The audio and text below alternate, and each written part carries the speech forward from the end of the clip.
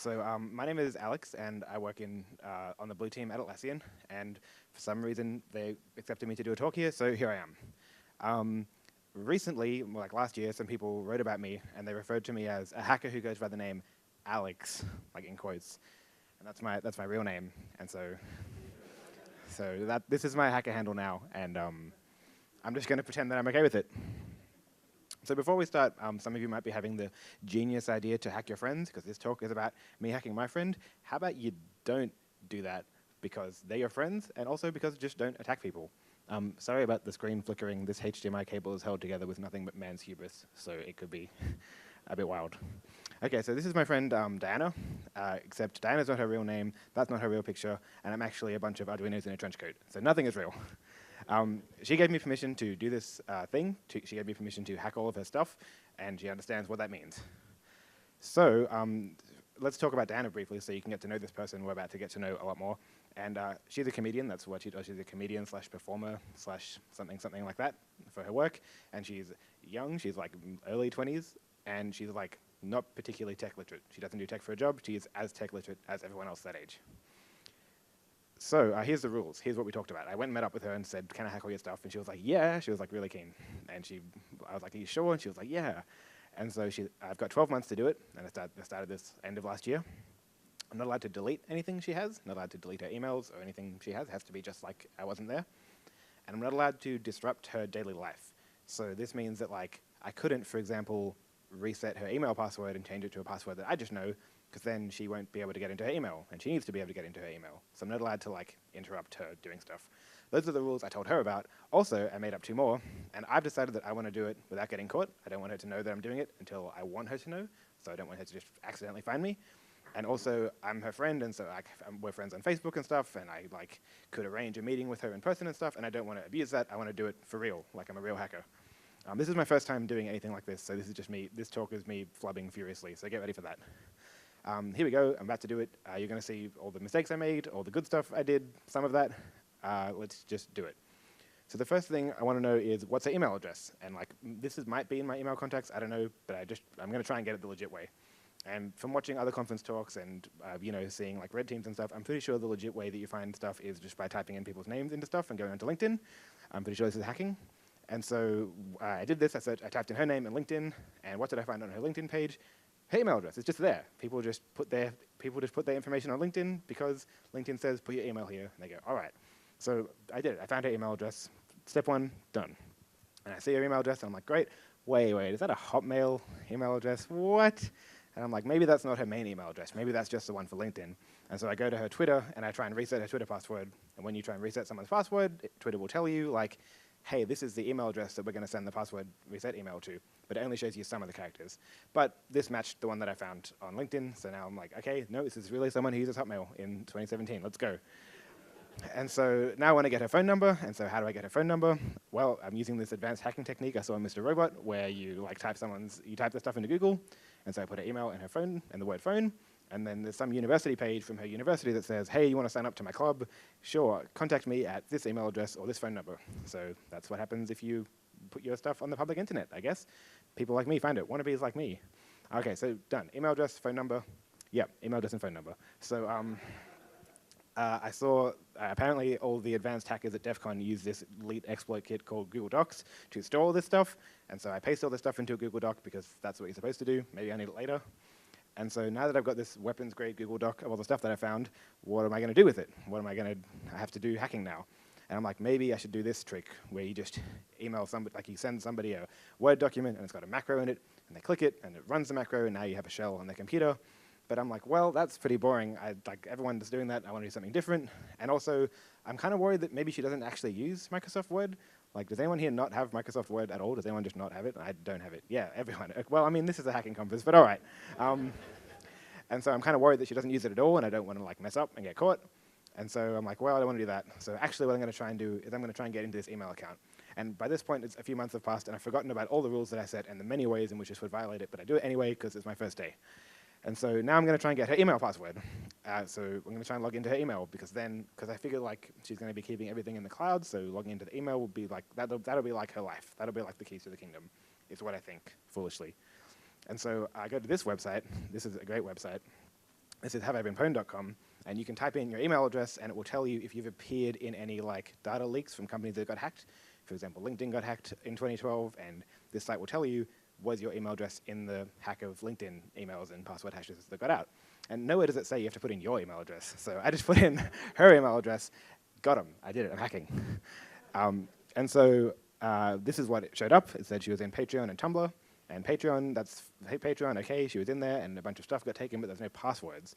And so the Tumblr dump, the Tumblr hack, it says, okay, there were emails and passwords in there. So I'm like, aha, passwords, that's what I want. And so I just happened to have the Tumblr leak from 2013 just lying around. And so here's what it looks like. It's just one long file, and it's got emails and passwords. But the passwords are hashed. And I looked around on the internet, and no one really knows, no one's got a strong consensus on what these hashes are. Some people have some theories and stuff, but no one's like super confident on it, is what I thought. And so then, okay, I did some more research, and people seem to think it's SHA-1, and they have a static salt. And so what does actually that mean? What does a static salt? What do those words mean? Well, I'm going to tell you now, because I'm not a wannabe. And so imagine that you're storing your passwords in plain text. This is what it looks like. You have the user, and you have their password. And you're doing it, you're storing the passwords. When they type in their password, you've got it so you can check, no worries, easy. But no, people don't actually do that because they're very security conscious. And so actually they store the hash of the password. And so hashing a password turns it into a really big number, and it's supposed to be difficult to turn the hash back into the password. And so, okay, now imagine that we store the password hashes. It looks like this. Okay, there we go. Everyone's got a password hash instead of the actual password. But I've read on some security website you're supposed to salt the password hashes. And so, okay, so salting is where you don't just hash the password and store that. You hash the password, and then you stick a little random string on the end, or at the beginning, doesn't matter. And then you stick this random string on the end in case someone happens to have a big list of hashes and what they map to, in case somebody's pre-computed the hashes of a whole bunch of common strings, and they want to use that knowledge to try and crack the hashes in case they steal your password database. But I'm going to cleverly thwart them by putting this random string on the end, so now their pre-computed list won't work. There are some other reasons, but that's the main one. And so, okay, I've read that I should I've read that I should stick a salt on the end, and the good folks at Tumblr did this in 2013, because, I don't know, it was 2013, it was a different time. And so now, all the passwords have the same little string on the end. And so you'll notice that these two users happen to have the same password. And so because they have the same password and the same salt, the thing that's going to get hashed is exactly the same. And so in this case, having the same password only happens if you have the same hash. And if you have the same hash, you have the same password. So that means that if two people had the same password, they'd have the same password hash. So in this case, even though they're statically salted, these two users have the same password hash because they have the same actual password as well. And so why am I telling you all this? What does it have to do with my friend? Well, when I found this Tumblr dump just lying around in my pocket, the first thing I did was search for my friend's email address. And so Diana's email address, yes, it was in there, and there was a hash. And I tried to crack the hash, but I don't know what salt Tumblr used. People know it's a static salt, but I don't know what it is. It's not that random thing I had. That was just an example. And to this day, I still don't know it. So if you know it, please tell me. And so I tried to crack the hash, the traditional ways, but it didn't work, probably because I didn't know the salt. And so I was like, well, can I still get her password somehow? And so what I did was I grepped the Tumblr password dump thing, not for Diana's email address, but for her password hash. And so obviously when I do this, like, what do you think is going to come up? Obviously Diana's thing is going to come up, her email and her password. That's correct, but also like a whole bunch of other ones came up. And so this means that there's approximately 20 people, not exactly 20, who had the same password hash as Diana. And so because it's a static salt, and because they have the same hash, that means they have the same password as Diana. And I still don't know what it is, but I know it's the same. And because there's 20 of them, I'm guessing it's not a particularly good password because they all had the same one. And so, okay, I still don't know her password. But I also, yes, these are the people who have the same Tumblr password, and I've seen these slides before, I swear. Also, do you know that LinkedIn was hacked in 2012? They were. And they had the same thing. They hashed their passwords. I don't think they were salted. I think it was SHA-1. And probably as a result of that, did you know that almost all of the LinkedIn passwords, the hashes have been cracked, and they're just in plain text, and you can just download them on the internet? I didn't know that, but then I found out. And so what this means is that those people that had the same password as Diana in the Tumblr dump, maybe those people have their passwords exposed in the LinkedIn dump. Diana wasn't in the LinkedIn one, because she didn't have LinkedIn then. But maybe these people did. And so I looked up those people's email addresses, not their hashes, just their email addresses in the LinkedIn dump. And most of them had the same password. And it was this QWERTY1 thing. And so I was like, okay, that must be what that hash is. Even though I don't know what the salt is, that must be what the hash is because they have the same password on LinkedIn as on Tumblr, and as each other, it's probably all the same thing. And so it's this QWERTY1 thing. QWERTY1's not the real password. I've got genius operational security, don't worry. And so I go to the Hotmail login screen and smash that QWERTY1 button, type all those things in, hit enter, and it goes, no, wrong password. I was like, well, damn it, why did I spend all that time doing that just for this? Well, regrets. And so then I tried everything. I tried Facebook as well, and Facebook has this feature where it will tell you if the password's an old one. And so it said, yes, that was the password 5 months ago, but no, you're a wannabe. And so I was like, okay, nope, no dice. So now I'm going to have to do something different. I'm like, okay, fine, I want to do something cool and creative, but we're just going to have to do it the old-fashioned way. And so maybe this is what I should do. Maybe I should just send Dan an email that's like, subject line, heavy breathing, and be like, come on, please click this link, I really need you to. I think this is how you do phishing, I'm not sure. But no, I'm actually going to do something like this. So here's my genius master plan, maybe. I'm going to send Dan a fake email from Microsoft, because she uses Hotmail, and it's going to say, hey, click on this link, because I'm Microsoft. And it's going to take her to a fake login page. It looks just like the Hotmail login page, but it's fake. And then she'll type in her password. The password will go to me, and then she'll get sent to the real Hotmail login page, and she's already logged in, so she'll be sent to the Hotmail homepage and just be like, oh, that was weird, and hopefully just leave it alone. So first thing I want to do is create a fake email account, because this email has to come from Microsoft. Obviously, it's not coming from Microsoft, it's coming from me. So I'm going to try and do this Microsoft account team thing. But you can't do that, because that email address isn't available. Either because Microsoft actually uses it, but I tried a few more, and I'm pretty sure it's because it has the word Microsoft in it. I think you can't have the word Microsoft in the name or in the email. So let me ask you a question. Do you know what these are? Has anyone seen these before? It looks like 2 O's, doesn't it? But actually, only one of them's an O. And the other one is the Greek letter Omicron, which looks a lot like an O. But it's not the same thing. It's got a different Unicode code point, or ASCII thing. It's a different number. And so if you were to say, write the word Microsoft with these things, it would look like that. And to a computer, it looks like micro and then omicrons, and you get the idea. But to a human, it looks like the word Microsoft. And you might be wondering, like, does this actually work? Will this actually work on Microsoft? Like, surely, surely not. Yes, I know, it totally does work. You can do that. And so here's the email I sent her. It's from the Microsoft account team. And it's got, look at that green check mark is me. Hotmail doesn't do that, in case you're wondering. And so it says, yeah, this is a really generic fish because I didn't want to spend too much time on it. And it says, hey, we're gonna lock your account because it's suspicious. Look at this IP address. IP addresses are very suspicious, aren't they? If you don't want us to lock your account, click this button, and we're gonna make sure that you secure login. I don't know, whatever. She doesn't know. She doesn't know that's not real. This will probably work. And so then I send it to her, and it says, you have 48 hours to do this, or we're gonna close your account. And so I send it to her, and when she clicks it, she's gonna go to this. Well, no. When she clicks it, I need a copy of the Hotmail login screen. So this is the Hotmail login screen, but I need a copy of it. And so I don't know if you guys know much about hacking, but I looked on the internet, and apparently the way you be a hacker on a web page is you right-click on it, and you click this Inspect Element button. And this button is the good stuff. And so I did that. I right-clicked on it, and I did the Inspect Element thing, and I copied the whole page, and copied the HTML. But now I have the HTML of the Hotmail login screen, and I need to host it somewhere so she can click on a link and be sent to it. And so I did this. I wanted to know where I can host this HTML. And it turns out there's this aerobatic website, and I don't know if they know, but they're a great phishing service. And so you can host static HTML there, and it's really easy. You get your own subdomain, you get HTTPS, and it's not blocked by spam filters or anything. And also, no one's taken all the good subdomains, so I was able to get a good one. Use the referral code Diana to be immediately reported to the NSA. So I made this URL. This is the one I registered. This is gonna, because the real login screen is login.live.aerobatic.io, so I registered this one. But actually, no login URL actually looks like that. It looks like this. So I hosted the actual URL that ended up happening with this, because all login screens have a bunch of stuff after the slash in the URL. So I made sure to do that. So it looks like this. Looks very similar, huh? And so in my version, there's a little extra something that I added, which is 2 bits of JavaScript. One, which when you click on the submit button, when you click on the submit password button, it makes an image in the page, and the source of that image is a website I control. And the website, it's my website / Diana, and then question mark, and then the password. And so that's not a real URL. It's going to be a 404. It's going to be a broken image, but she won't notice. But meanwhile, in my logs, there'll be this request for this / Diana, and then a password. And so I'm going to be able to grep the logs, and it'll just be there. This is some cheap and dirty way to do this. I don't know why I did this. Please understand.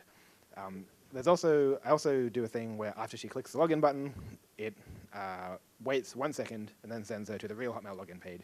The waiting 1 second thing is to simulate Australian internet speeds. If you don't live in Australia, don't worry about it. You can do like 10. You can do like a tenth of a second or something. And so I send this to her and wait 24 hours, but she doesn't click on it. So then, but I said I gave her 48 hours. So then I wait 48 hours and she still doesn't click on it. And that's it. That's all that inspect element for nothing. And so I'm like, oh, okay, should I just give up?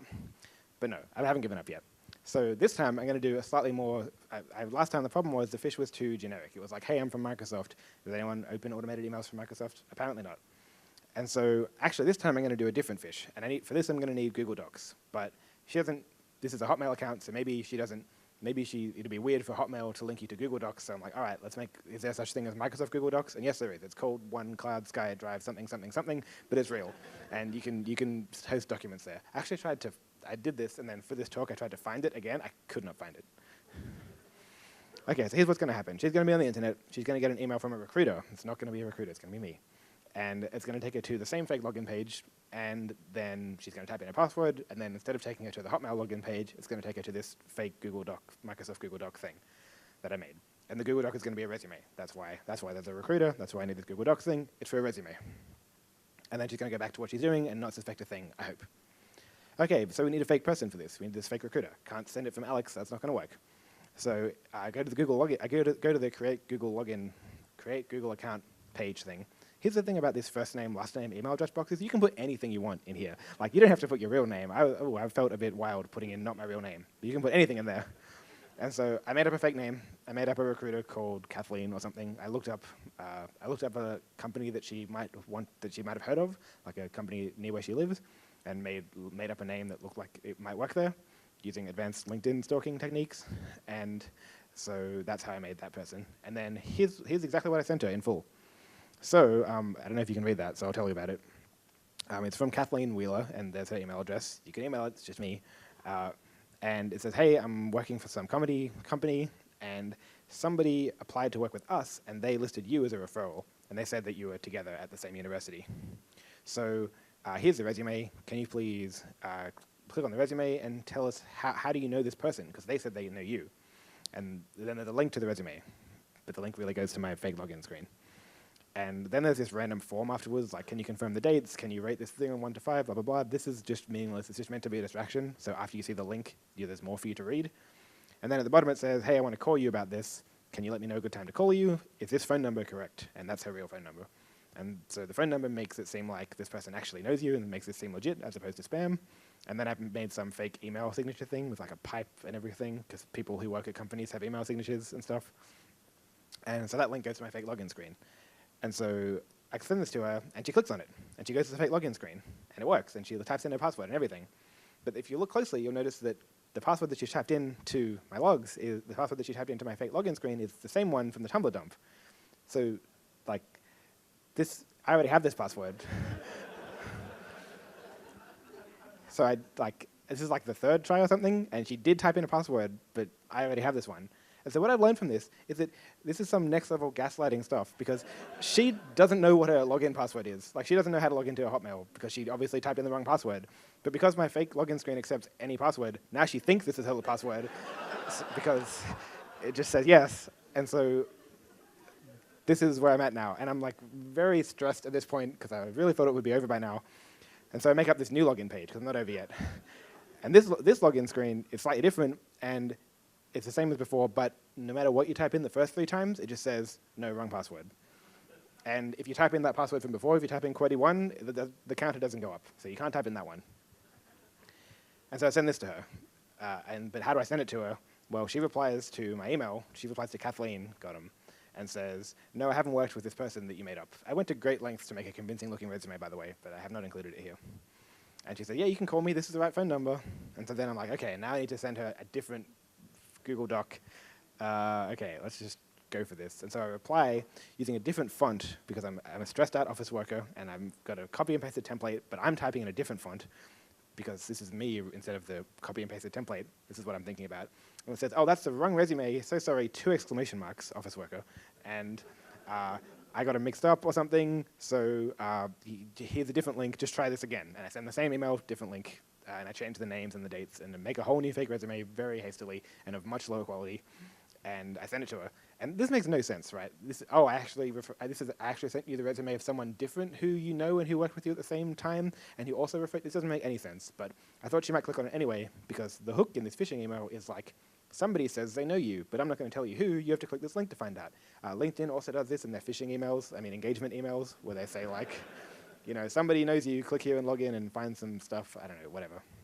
And this time, she goes to my site, I don't know, she types in the same thing 3 times, and it's this other password, which is not one I already have.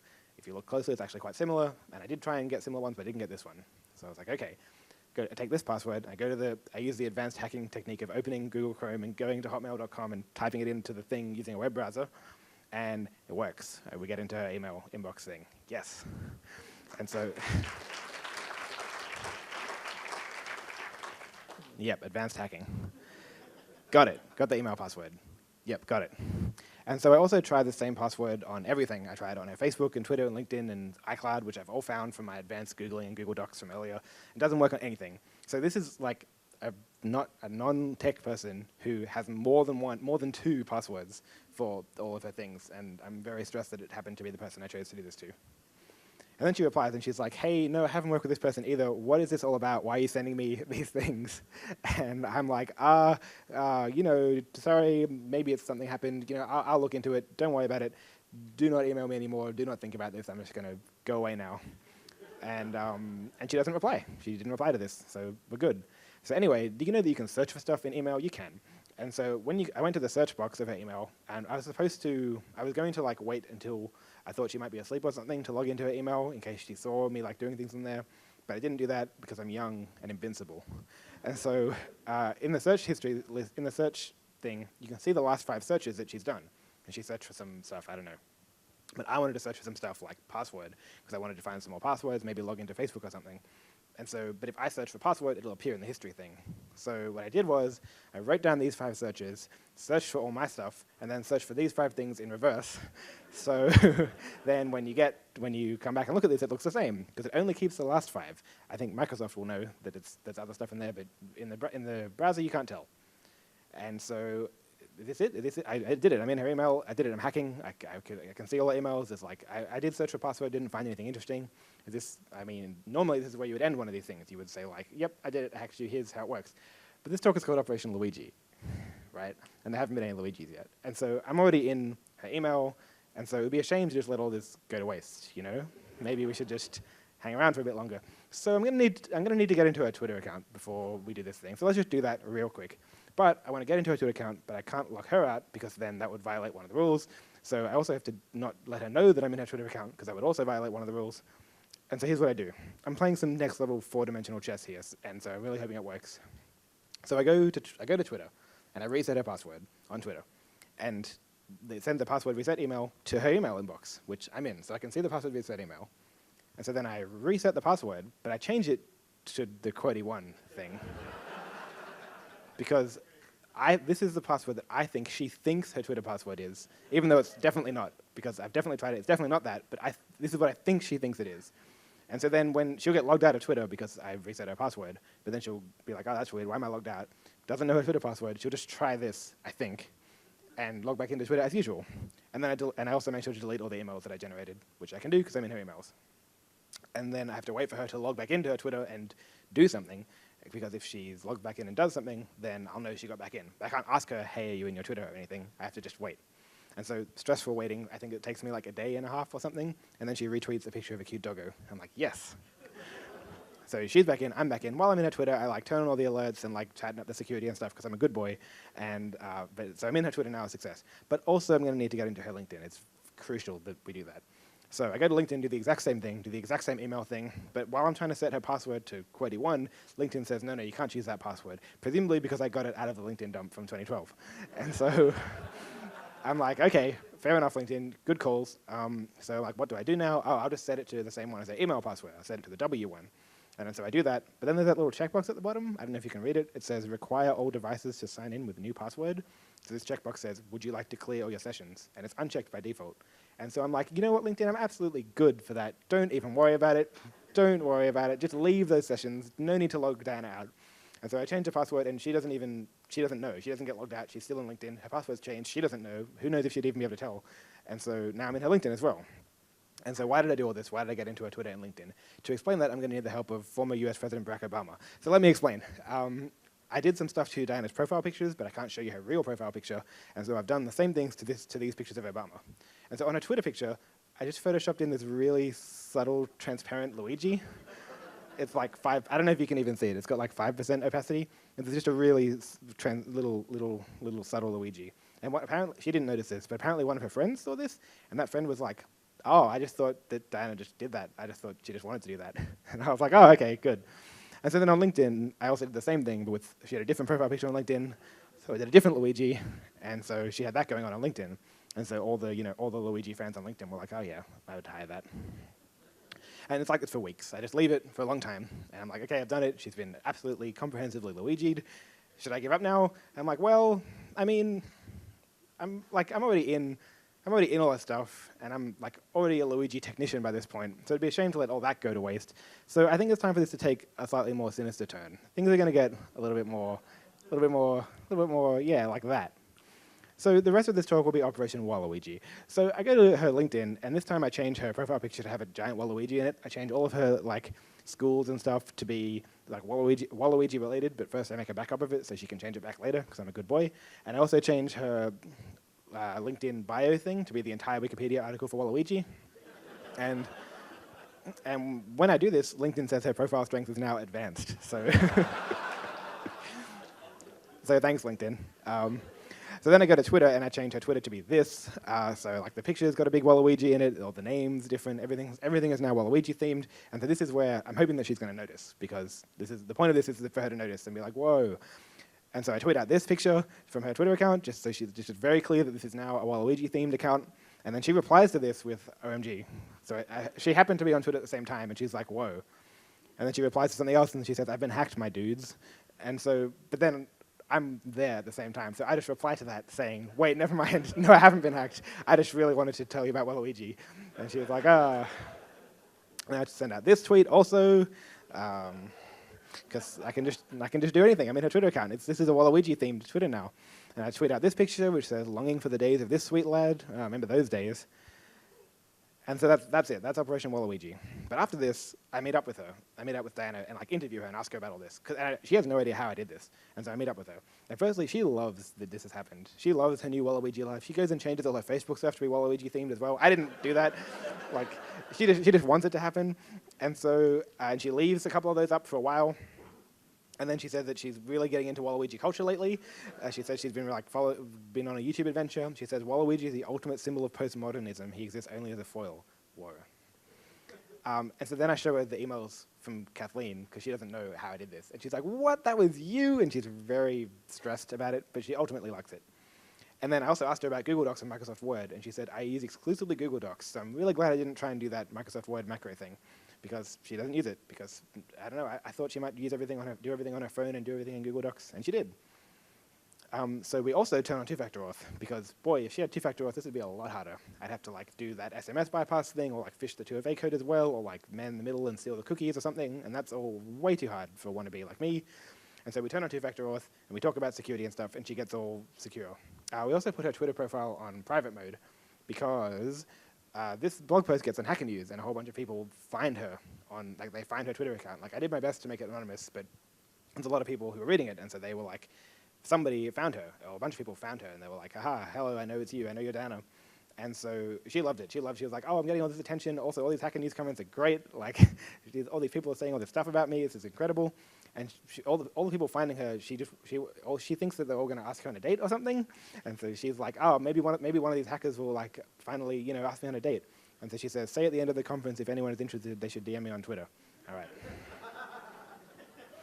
So earlier I was talking about those LinkedIn and Tumblr password dump things, and I was like, I just happen to have them lying around, and you might be wondering, so where did you actually get those password dumps from? Thank you very much. Thanks.